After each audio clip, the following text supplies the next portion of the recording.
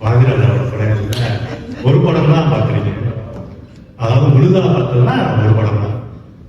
நான் பெரும்பாலும் படம் பார்க்காதவன் அதிக முறை பார்த்த படம்னா அதுவும் பாரதிராஜா படம் தான். பசுந்தோல் படம். அது ஏன்னு தெரியல, எப்போ போட்டாலும் அந்த படத்தை போட்டாலும் உட்காந்து அந்த படத்தை பார்த்துருக்கேன். ஏன்னு தெரியாது, ரொம்ப அப்படியே மனதுக்கு நெருக்கமா இருக்கும் அந்த படத்துல. அந்த படத்தோட கதையை வந்து பொதுவாக ஒரு படம், அந்த படத்தோட கதை என்னன்னா போதான் தெரியும். ஒரு 5 நிமிஷம் 10 நிமிஷம் ஆயிரம் அந்த கதை என்னன்னு தெரியறதுக்கு.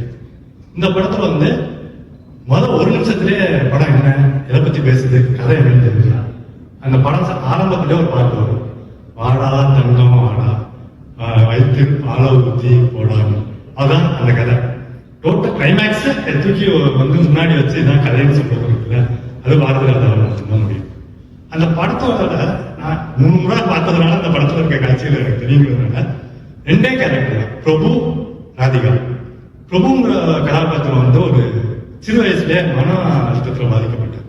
ஒரு டிராமா, தன் தாய் வந்து தன்னை பார்த்துக்காம அடுத்த இன்னொரு தன் தம்பியை பார்த்துக்கிட்டா அப்படிங்கிற ஒரு மன வருத்தம் இருக்கு. அது வந்து ஒரு இறுக்கமாவே மாறுது அந்த பிரபுக்கு. அதுவும் இல்லாம அந்த சமூகமும் அவன் மேல வந்து ஒரு மதிப்புங்கிற ஒரு பொருளை பற்றி வச்சிருக்கு.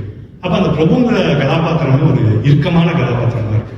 அன்பா இருக்கட்டும், ஒரு அழுகையா இருக்கட்டும், எதையுமே வந்து வெளிப்படையா காட்டிக்க முடியல. படம் ஆரம்பத்துல இருந்து முடிவு வரைக்கும் அவங்க தாய்கிட்ட பேசுறாரா பேசல, சேர்றாங்களா சேர்றாங்க. அது அவங்க வந்து ரொம்ப தூரத்துல எல்லாம் இருக்க மாட்டாங்க, பக்கத்திலே தான் இருப்பாங்க. இப்ப பேசிடுவாங்க அந்த கதை போய்கிட்டே இருக்கும். அப்ப பாரதிராஜா எந்த கதை வேணாலும் கொடு, நீ யாரை வேணாலும் எனக்கு கொடு, நான் படம் எடுத்துருவேன், நான் ஓட வச்சிருக்கேன். அது அவர் பேட்டிலையும் சொல்றாரு, எனக்கு வந்து அவ்வளவு கான்பிடன்ட் இருக்கு, என்ன வேணாலும் கொடு, நான் அதை வந்து படமாக்கிடுவேன் அப்படிங்கிற ஒரு கான்பிடன்ட் இருக்குல்ல அவர்கிட்ட. அது வந்து ரொம்ப பாராட்டத்தக்கது. அதுவும் இல்லாம அவர் பேட்டியில சொல்லுவாரு, இந்த ஒரு என்ன பாரதிராஜாங்கிறது நான் மட்டும் இல்லை, இளையராஜா இருக்கு, வைரமுத்து, எனக்கு இது மாதிரி நிறைய வைரங்கள் இருக்கு, நிறைய வைரங்கள் எனக்கு இருக்கு. ஆனா அந்த வைரத்தை எங்க வைக்கணும் அப்படிங்கிறது எனக்கு மட்டும்தான் தெரியும்.